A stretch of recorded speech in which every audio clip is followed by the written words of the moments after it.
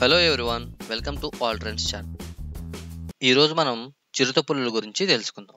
భూమి మీద నివసించే వాటిలో అత్యంత వేగంగా పరిగెత్తే జంతువు చిరుతపులి.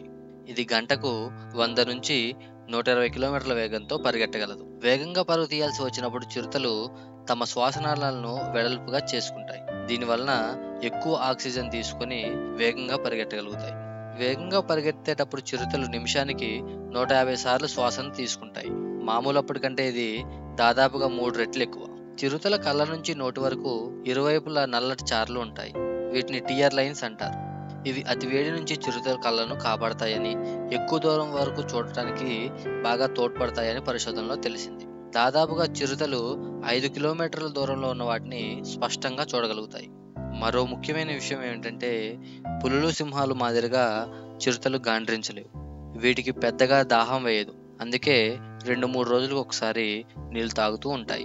ఇవి జంతువు కనిపించగానే దానికి వీలైనంత దగ్గరగా వెళ్ళి ఒక్కసారిగా లఘాయించి మీద పడిపోయి మెడ దగ్గర పట్టి మెడ దగ్గర ఉండే ముఖ్యమైన నాళాలను తెంపేస్తాయి. ఒకవేళ ఆ జంతువు వీటిని గుర్తించి తప్పించుకుంటే చాలా వేగంగా పరిగెత్తి మరీ వాటిని వేటాడి చంపేస్తాయి.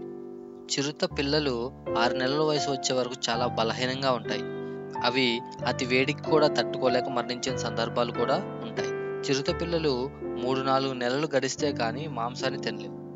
ఈలోపు తల్లిపాలు తాగి పెరుగుతూ ఉంటాయి. 1.5 వయసు వచ్చే వరకు తల్లి వెంటనే తిరుగుతూ ఈ వ్యవధిలో తల్లి వాటికి వేటాడడం నేర్పిస్తుంది. శత్రువులను ఎలా ఎదుర్కోవాలో నేర్పిస్తుంది. అది కూడా ఎంత తెలివిగానంటే, ఓ జంతువును చంపి తెచ్చి పిల్లల ముందు పడేస్తుంది. ఆ కళేబరాన్ని ఉపయోగించి వేటను నేర్పిస్తుంది. చిరుతలకు రాత్రిపూట కళ్ళు సరిగ్గా కనిపించవు.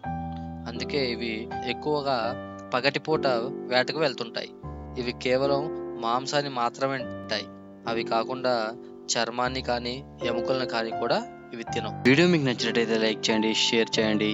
ఇలాంటి లేటెస్ట్ అప్డేట్స్ కోసం మన ఛానల్ని సబ్స్క్రైబ్ చేయండి.